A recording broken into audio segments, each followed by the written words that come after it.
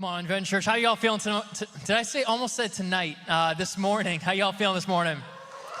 Feeling good? It is now afternoon, so I'm closer to tonight. I'm used to preaching on Wednesday nights, and we always say tonight, so still trying to get used to this whole Sunday morning thing. But my name is Pastor Kyle, and I grew some hair this past week.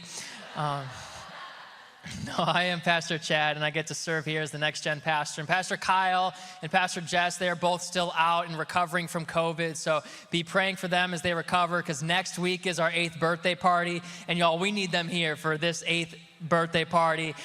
So let's be praying for them. Their kids are still doing healthy, haven't experienced any symptoms, and doing well. But let's keep praying for them as they're recovering.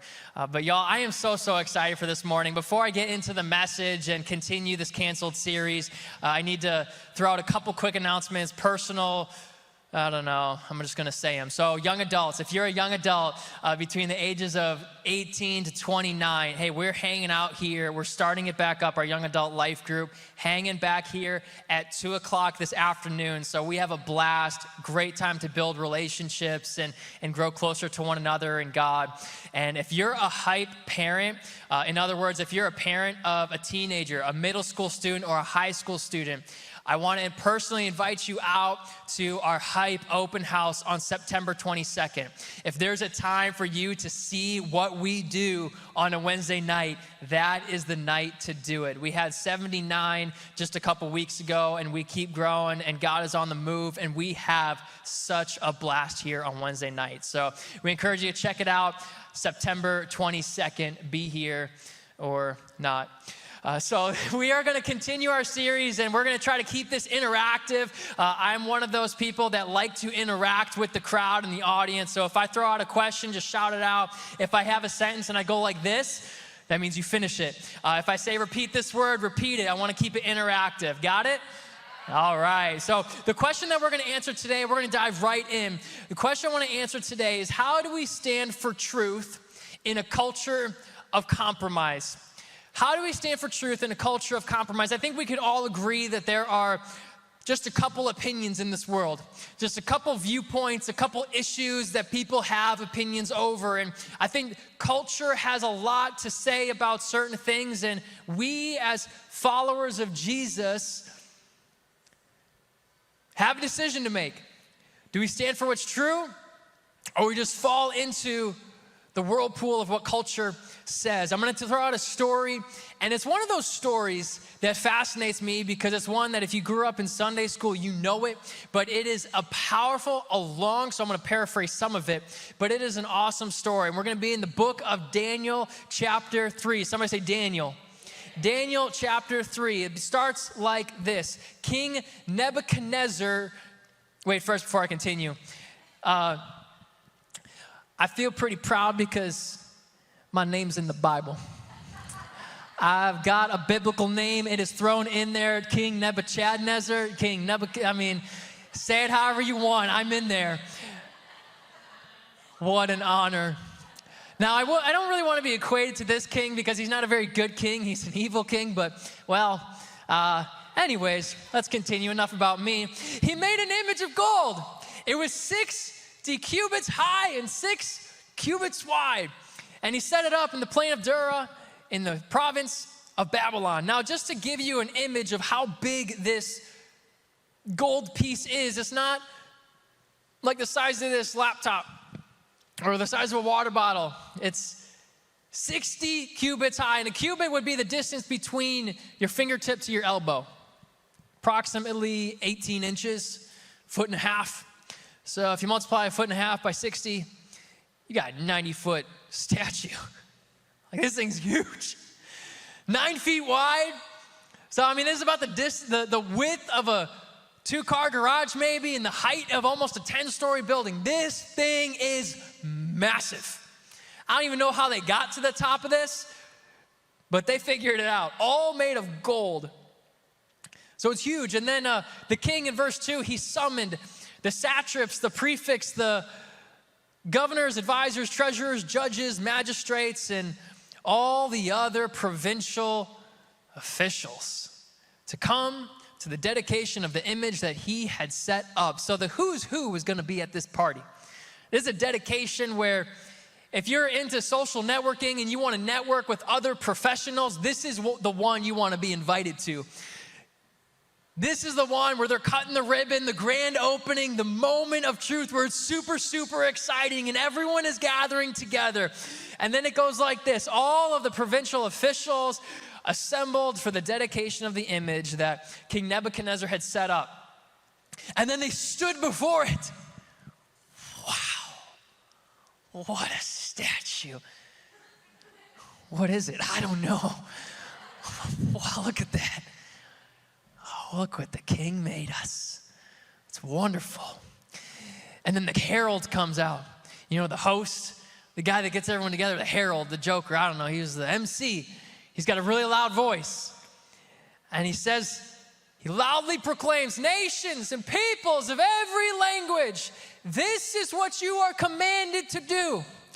Now, when I read the Bible, I raise a lot of questions. I'm a curious George when it comes to reading the Bible. And I see in here a bunch of people in one place speaking every language with one guy saying one command. Bro, most of these people aren't even gonna know what you're gonna say. If they're speaking other languages, if they come from another nation, they don't know what in the world you're saying, so why are you saying it? But they probably had interpreters or something there, so I don't know, we'll figure it out. He starts shouting, and then he says this, he commands this in verse 5. As soon as you hear the sound of the horn, the flute, the zither, the lyre, the harp, pipe, and all kinds of music. Wow, all these instruments. You must fall down. Stop whatever you're doing. As soon as you hear this sound, you must fall down and worship the image of gold that King Nebuchadnezzar had set up. And then there's a punishment if you don't. So whoever does not fall down and worship will immediately, no hesitation, immediately be thrown into a blazing furnace. That seems pretty extreme. Like, it's not like you're just going to jail overnight or being excommunicated from your family or exiled into a different community. You're not just like kicked out and given the boot. You are thrown into a blazing furnace if you do not worship this giant piece of gold. And so in verse 7, as soon as they heard the sound of the horn, flute, zither, lyre, harp, and all kinds of music, all the nations and the people of every language, they stopped what they were doing, they fell down, and they worshiped the image of gold that King Nebuchadnezzar had set up. The first point I want to mention today, I don't know if it's going to be up on the screen, but the first point I want to mention is that the enemy, he has a way of sneaking messages in through images and sounds. He is very, very good at getting a large group of people fixated on one thing that keeps us away from God. Whether it be whatever's on your television, whether it be something that you're searching on your laptop, or whatever it might be, he has a way of getting everyone fixated on an image and sending messages that way. He does it with music as well. I love all sorts of music. I like rock music if I'm working out. I like worship music if I need my soul uplifted. I like hip hop music if I want to dance. I like country music if I just want to feel love. I get in a loving mood with my wife when I play country music. I like country music. I like it all. It all sounds good, right? But the enemy has a way of sending agendas and messages through both images and sounds. And if we don't filter them or careful with them, then we're going to fall into the enemy's trap. Now, is he going to be building a 10-story piece of gold? Probably not, because that's obvious. But he's more sneaky and more strategic than that. My question in regards to that is, are there other things in life that we will drop everything for to pursue that are not from God? Are there things in our life that we will drop everything for to pursue that are not from God? Things that draw our attention when they shouldn't. Thoughts that turn away towards our God, or turn away from a love for our spouse, or turn us away from loving our kids. What are the things in our life that turns us away from God's best? And culture all these people were doing it. Everyone was doing it. Everyone was stopping. Everyone was bowing down. So what's the big deal? What's the big deal if I just give in just a little bit? Why is it such a problem? I remember when I think I was 10 years old or something like that. And my friends all started playing this game called Age of Empires. And it was one of those games where you develop a city and a community and you build it up to a certain degree, and then you start fighting other nations. And if you're a more powerful nation, then you just get bigger and more strong. It's a super, super cool game.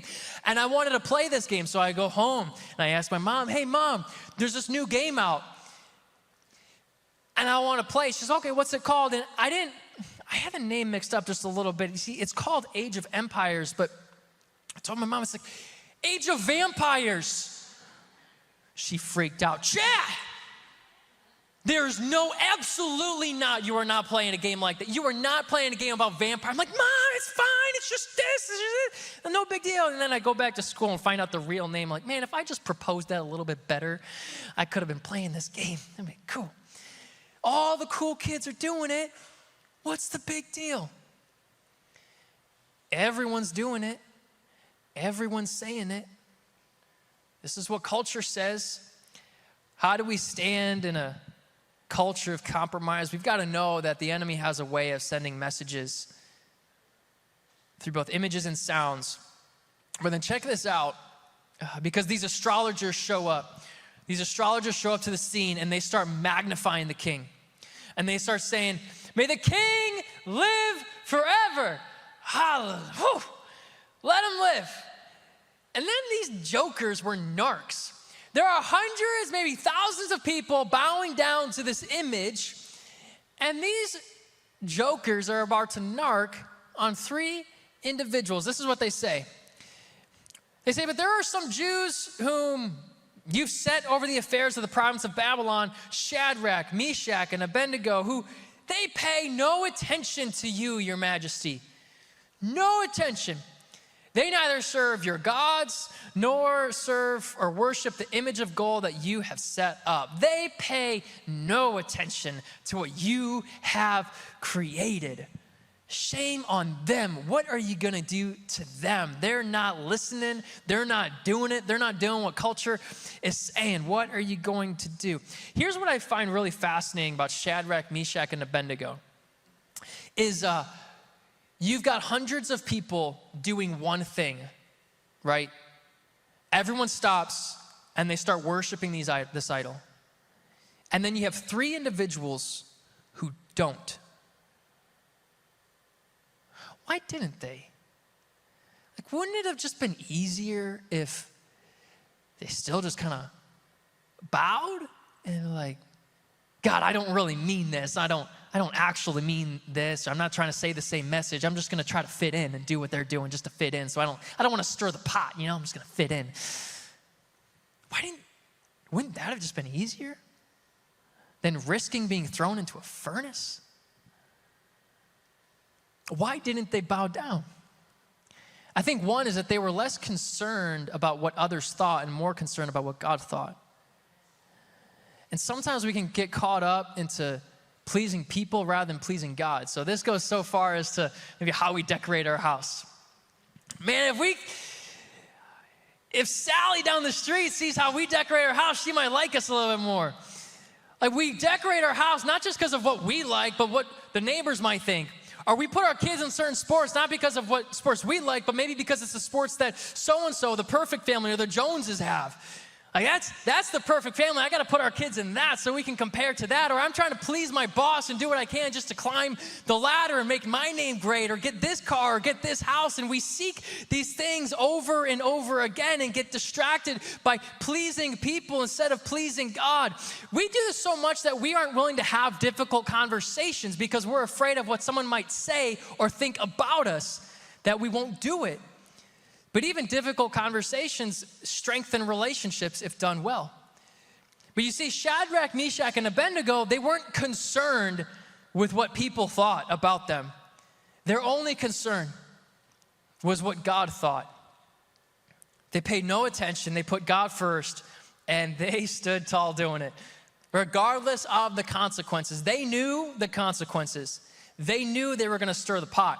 they knew something was gonna happen if they didn't give in to what culture was saying. They knew it. And this is what happened to these three gentlemen. In verse 13, it says, furious with rage. Somebody say furious. Furious. Nebuchadnezzar summoned. I don't ever want to be summoned by anyone. Like your boss summons you to aisle 4. Chad, come on to aisle 4. You've been summoned. I quit. I'm done. I am not staying here. The king, ultimate authority, ultimate power, king of Babylon, arguably one of the most powerful people in the world in this moment, summons these three guys. Can you imagine? So then these men, they're brought before the king, and then Nebuchadnezzar, he said to them, is it true, Shadrach, Meshach, and Abednego, that you do not serve my gods or worship the image of gold I have set up? Nor when you hear the sound of the horn, flute, zither, lyre, harp, pipe, all kinds of music. If you are ready to fall down and worship the image that I made, very good, young Padawan. I've trained you well. Good job. You want to bow down to it? That's the good thing to do. Just do what everybody else is doing, and you're going to be fine. All right?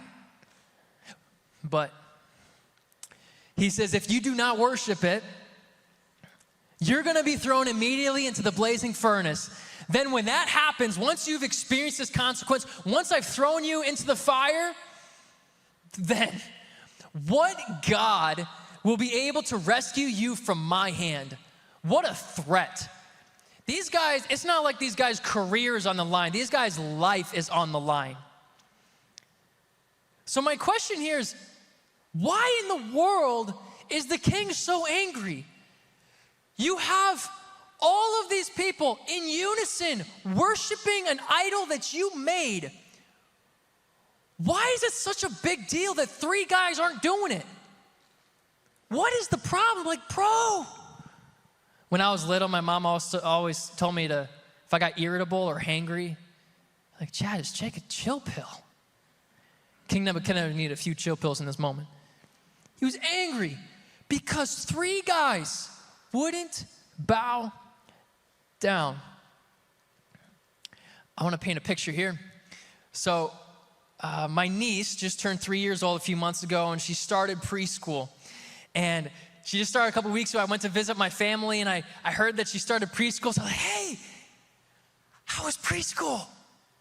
She gets real shy and leans in her mom's arms. And my sister, and my sister says, oh, she drew a picture.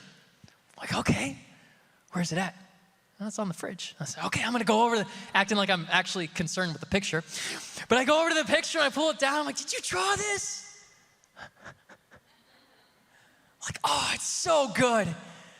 All the scribbles and all, it's fantastic. Do lines even exist? And I'm just like encouraging her and totally lying to her. Like we all just say, you know, you've been there when you've got a little one and you just encourage them like, yeah, it's so wonderful, and you're all lying to your children. Shame on you. Why do we do that? Why do we encourage, even though they're just scribbles? Because we speak to the potential of an individual to make them feel loved and accepted. And so they feel good when we encourage what they've done. A person feels good when you encourage the efforts that they've made and you accept it. So when you accept what they've made, they feel accepted. We carry this into adulthood. It's not just a 3-year-old. It's for a 30-year-old or a 60-year-old. When somebody accepts the efforts of something that you've made, you feel accepted. But the reverse is also true. When somebody rejects something that you've made, you personally feel rejected. Right? You with me, Adventure Church? Yeah. So the king, it's not a matter of people obeying him or disobeying him. He's mad because he personally feels rejected because the image that he created is being rejected. So his identity is placed in the image.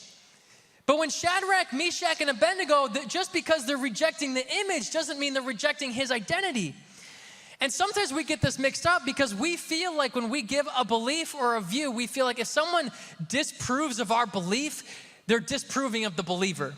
Or if they're disproving of an idea, they're disproving of the identity of the person giving the idea. Or if they're disproving of something created, they're disproving the creator, and we feel rejected. There's no correlation, though we feel this way. Our identity is not in what we made. Our identity is fully in Christ. We're created in the image of God and God alone. Your identity, just as much, it's not wrapped in your mistakes. It's also not wrapped up in your accolades. Shadrach, Meshach, and Abednego are trying to say, like, with all due respect, King, yeah, good job. You made this. You didn't make this. You didn't touch that gold. You had other people make it, for one, but they didn't say that. But let's be real. He didn't make it.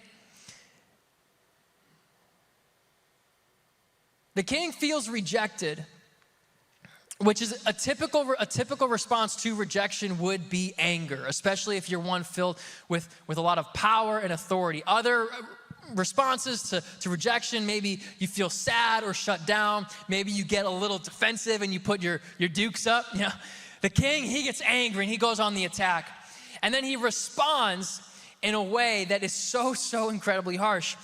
He says, Shadrach, Meshach, I'm sorry. Shadrach, Meshach, and Abednego, they're about to reply to the king. So he's saying, he gives them an ultimatum. You bow down or we're throwing you in. And then these guys, they respond in verse 16. They say, King, we do not need to defend ourselves before you on this matter. With all due respect, King, we don't need to defend our opinion. We're not going to argue with you. We're not going to say what you did was wrong. We're not going to even try to defend ourselves. We're not even going to get into that water. I'm not going to reply to that post on Facebook. I don't need to defend my view. Oh man, Facebook would be so much more enjoyable if we just didn't reply. Oh my. But then is it really juicy? I don't know. It's kind of fun reading the drama every once in a while. But is it Christ-like? No. How do you stand firm? Well, know that you don't need to defend yourself. You just got to stand firm. Don't attack. I remember actually just a day ago, Cherish and I were taking a walk around the block, and we were walking our dog, and there was a dog that was off a leash, and there's a ton of dogs in our neighborhood, and a lot of them bark. Every time we walk by, they're barking. I'm like, why don't y'all just shut your dogs up? It's freaking out my little Pomeranian. He doesn't know what to do. His tail goes down, he just sprints off. But this dog comes running at us, and I'm looking to see the collar, if it's on like an invisible fence or anything, and it's not. And it comes running up, and our dog gets scared, and he runs around. Cherish gets behind me. Cherish picks him up, and I just look at him, and he ended up being okay. It wasn't too bad. But it was like, it was a big dog. It was like this. And he looked like a stray. So we finished our walk, and we put Jax in the house because we didn't want to interact with the dog again. So we go around a second time, can't find the dog. I was going to call animal patrollers or controller or something to take care of the dog because there's no tags. And so we were going back around and going to this cul-de-sac, and here comes the dog, charging. It came at us different than it came at us the first time. Cherish got scared. Cherish got behind me. This dog gets up just a few feet away, and my adrenaline starts going. I'm about to go at it with this dog. You scare my wife or go after her, you're going. I might die in the meantime, but you are not getting past me. So this is what I do. As soon as the dog gets right up, its teeth start snarling, getting in the hair, and it's running. It's a big dog. I clap my hands. No! Dog jumps back and then starts barking at the neighbor. I'm like, well, it worked. And then the guy across the street says, oh, I'm sorry about that. That's actually the neighbor's dog. It's his. I'm like, well, I'm going to shoot that dog if it don't. I get that dog under control. Sometimes you don't need to go on an attack. Sometimes you just need to stand firm. And when you stand firm, there's nothing the enemy can do. When you stand firm and God is on your side, there's nothing the enemy can do, say, or what have you that can throw you off. You see, these guys, they weren't threatened by the king, but instead they remained humble and courageous and stood firm. But then the king, he gets even more mad. He gets ticked. It says in verse 17, oh, no. I'm jumping ahead. I'm sorry. I keep jumping ahead. I didn't finish the response of these three guys. So they first said, yo, king, we don't need to defend ourselves to you. But then they say, if we're thrown into the flaming furnace, our God, he's able to deliver us. So they're speaking to their faith and they're in God's ability and power to redeem and save them. They know that God can save them regardless of the flames that are around them. And then they have so much confidence that they say, and God will deliver us. Somebody say will. They have such a confidence that they are saying God will deliver us. Not only is he able, but he will do it. There is such confidence in the faithfulness of God that they are proclaiming in this moment. But then I want you to also notice in here, the last two words of this sentence, they refer to the king as your majesty. Your majesty, which tells me that in the moment that these three gentlemen are standing firm, they are also incredibly respectful. They're not trying to create an argument. They're not trying to get defensive. They're not trying to go on the offense. They're doing it with respect. With respect. Why? Because even King Nebuchadnezzar was created in the image of God. So he's created and speaking. They're speaking with respect in verse 18. But you know what? Though God is able, though he is willing, however, if he doesn't deliver us from the fire, please understand, sir, that even then we will never under any circumstance serve your gods or worship the gold statue that you have erected. With all due respect, sir, even when God doesn't answer my prayer the way I want, even though God doesn't show up in the way that I wish or desire, I'm still going to follow his ways. Even if he doesn't heal my brother, I'm still gonna follow his ways. Even if he doesn't solve this issue or bring redemption through this issue in this moment the way I want it, I'm still gonna follow and stand firm in his ways. And sometimes we get so caught up where our faith in God is only as strong as when he answers our prayers the way we want them. But Shadrach, Meshach, and Abednego are to the point where even if God doesn't deliver us from this fire, we're still gonna trust in him and walk in his ways. We're still gonna stand firm. We're not gonna step out of his will, we're gonna stay in his will. Why? Because just as Paul talks to the church of Philippi when he is in prison, Paul is in prison. In Philippians chapter 1, he says, to live is Christ, to die is gain. In other words, if I'm gonna live, I'm gonna do it for Jesus. I'm gonna make his name great, not just my name great. I'm gonna make Jesus' name great and let his light shine through the world. But if I die doing it, great. I get to go to heaven. There's a greater reward there than here on this earth. Ohio State Buckeyes are winning every week in heaven.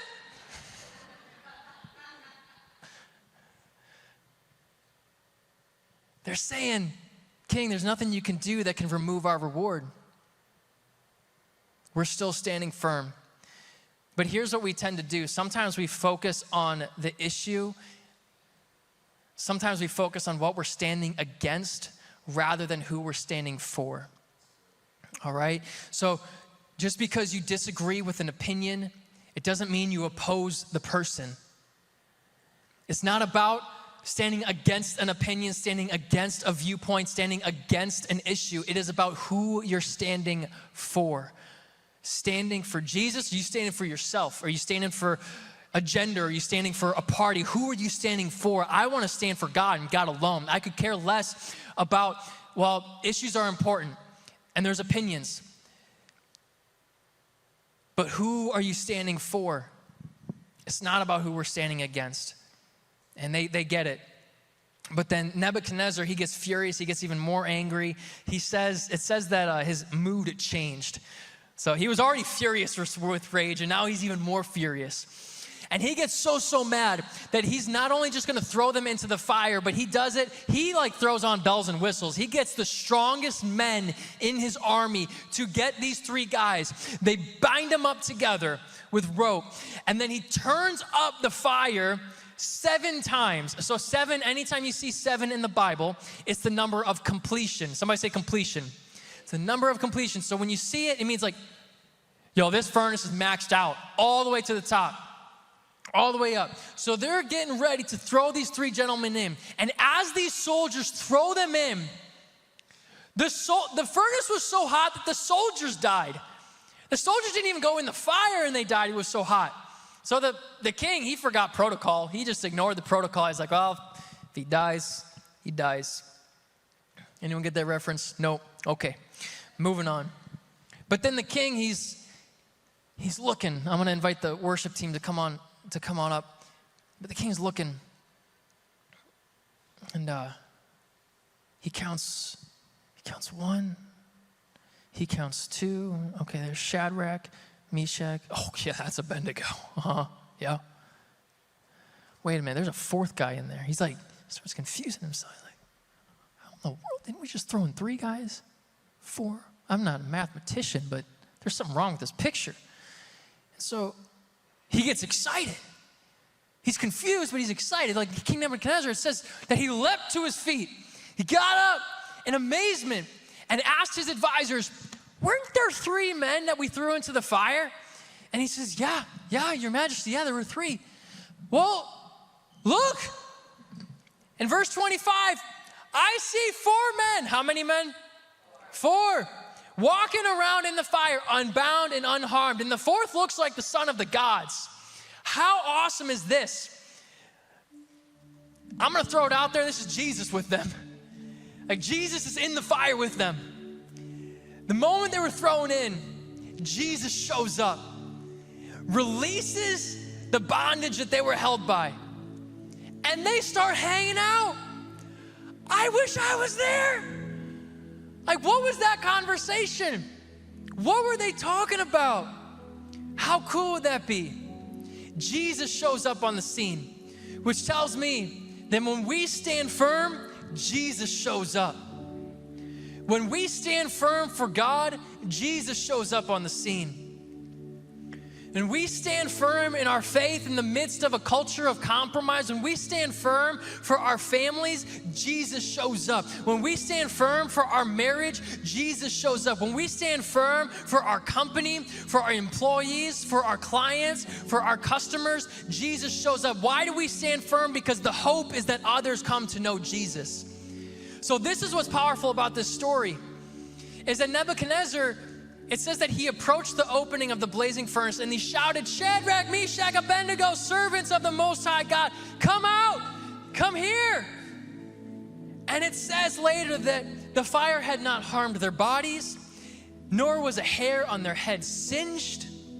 A thread on their robes wasn't even affected. Not even did they have the smell of smoke on them. I love me the smell of a campfire smoke. It's just wonderful. These guys didn't even have that. Nothing. And I know the fire gets hot. I know the fire hurts, but the fire also purifies. And in life, we get thrown into situations that are like fire situations that are so incredibly difficult, but so incredibly purifying. And when you come out of the fire, if you did it with Jesus, you come out unbound, unchained, freed, forgiven, accepted, loved, in communion with a holy God. And I want to give you one final story, and this one's a powerful one. In Matthew chapter 10, it says, therefore, excuse me, Jesus is talking here.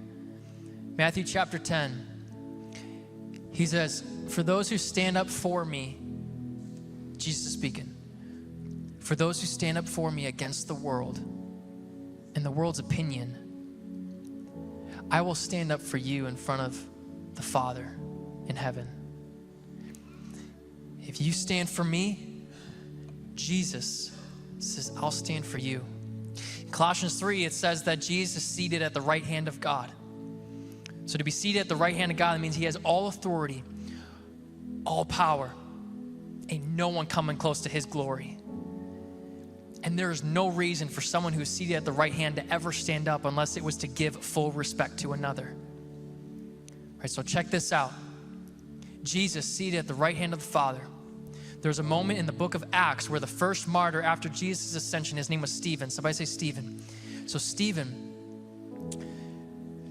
has accusers, and the accusers bring him in front of the council. And they accuse him of blasphemy. So Stephen, filled with the Spirit of God, he starts proclaiming the gospel in front of the council with authority, with conviction, and his accusers get only more angry. He's standing firm for what's true, and the accusers are getting ticked off, and they're on the verge of stoning him. And then this moment happens in Acts chapter 7, verse 55. It says, but Stephen, notice here, this is one of those moments where the Trinity, the triune God, shows up on the scene. God the Father, God the Son, God the Spirit. It says, but Stephen, full of the Holy Spirit, God the Spirit, looked up to heaven and saw the glory of God. Jesus standing at the right hand of God. Jesus, the Son, and God, the Father. I want you to notice this. When Stephen stood in front of the council, Jesus stood for him. Whew. When you stand for God, Jesus stands for you. We were singing a song about, this is how I fight my battles. There are some battles that we can't win. Shadrach, Meshach, and Abednego should not have survived that fire. And there are certain things that we go through that we should not survive. But God will walk you through it. God will empower you. He will help you. He will guide you. He will do it alongside with you. But don't give up on him. You put God first, and he's gonna walk alongside you to handle any situation, to handle any fracture, to handle any issue, whatever it might be. Put God first. Advent Church, would you stand with me? And I encourage you as we go into this last song, what is it that we need to stand for? Who is it that we need to stand for? God, we give you this time, and we thank you that we are not the only ones walking through a fire. But God, you've already dealt with it, and you've already done it. You've guided others through it. So God, would you encourage us? Would you speak to us? Build our faith. In Jesus' name, amen.